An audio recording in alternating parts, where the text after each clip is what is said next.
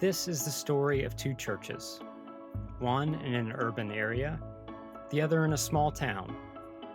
They were inspired to create effective and unique ministries in order to work with their communities. Woodlawn United Methodist once had the notorious Birmingham Chief of Police, Bull Connor, on its membership roll, though the congregation said he only showed up during election season. Woodlawn UMC took their existing food pantry program that ran for more than 20 years and turned it into something unique. For 20 plus years, our church was a part of a group of churches that hosted a food pantry for this neighborhood, for our zip code, which is mostly low income. The majority of our neighborhood makes $40,000 or less, and we're considered a food desert. So having a place where you could come and get groceries was very helpful for our neighbors. And through the years, different churches and organizations had begun to drop off, so that not only were we hosting it on our campus, we were the lead church funding it. So we started looking for a different way to do it, where we could be more relational with our neighbors and encourage them to be a part of the ministry more than just walking in and getting a grocery bag. So we found a model that a place in Atlanta was doing that worked with low-income food co-ops. So we have two co-ops. Each one of them has 25 families as a part of it. And at a co-op meeting, one participant from each family comes and they have a job. Some people unload the trucks that deliver the food. Some people sort the food. Some people are the leaders that decide how much of each item is going to go into the different food boxes. Some people make coffee. Some people lead prayer.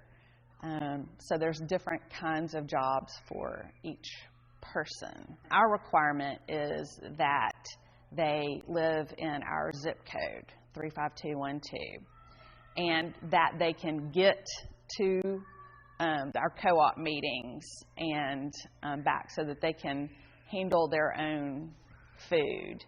And some of the participants are people who were coming to the food pantry before, and others have heard of it by word of mouth. We just try to share, but we're usually running a wait list of people who want to join the food co-op. With our community food bank, you can order online what you get, and so our participants are a part of that ordering. There's a person in each co-op that it's their job to do the ordering online. So at the end of the meeting, they kind of talk, hey, did you like that we got eggs today? Or who's tired of getting cranberry juice or whatever. Once the food comes, we have small boxes or small amounts for families that have 1 to 3 people, and then a medium size 4 to 5 people, and then large families have 6 or plus. It takes a while to build the trust.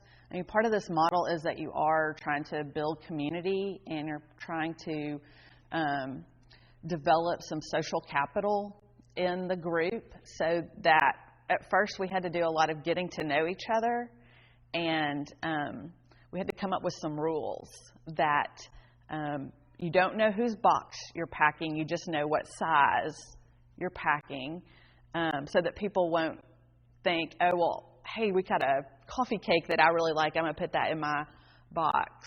So once you begin to care for the neighbors that you are also packing for, that helps. But there was a lot of trial and error kind of coming up with some rules. Then we also, at the end of our meetings, we share prayer concerns. We pray for each other. We talk about other community resources that people might want to know about, and we get the neighbors to share with each other. For more information about Woodlawn UMC's model for ministry, visit umvim.org/resources to download the workbook which goes along with this video.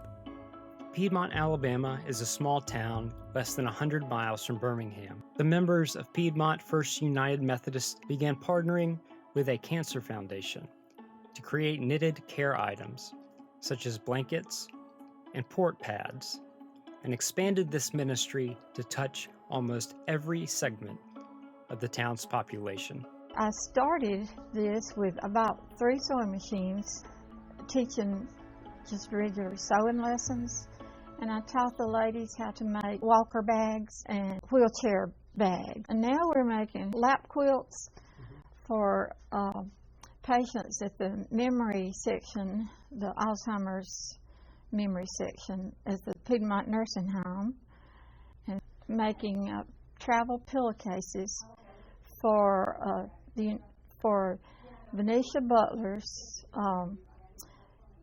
Cancer Foundation. We also make port pads for the patients, and the port pads are where the patients can use their safety belts in their car, and then it covers, their shoulder. Something that it requires a lot of time, but we're enjoying, creating those.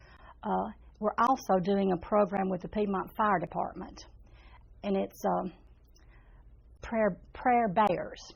We've got little bears, and we make the prayer shawl to wrap around them in the fire department. If they have like a disaster or a fire and there's children involved, they give these to the children. And they said that really helps a lot. Churches looking to get involved in local missions don't have to look hard for justification. Jesus commands his disciples in the book of Matthew, chapter 28, to go and make disciples of all nations. And in Acts chapter 1, Jesus instructs his disciples to go to Judea, Samaria, and to the ends of the earth to spread the love of God.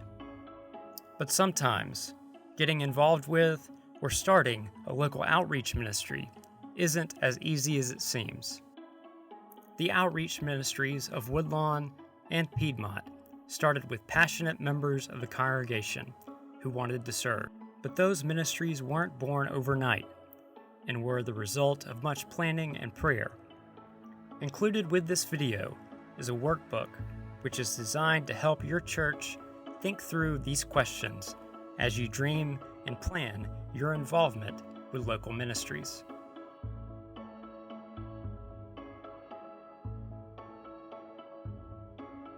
To download the workbook and for more information about the Movement video series, visit umvim.org/resources. UMVIM relies on your gifts to develop tools such as this video. Visit umvim.org/give.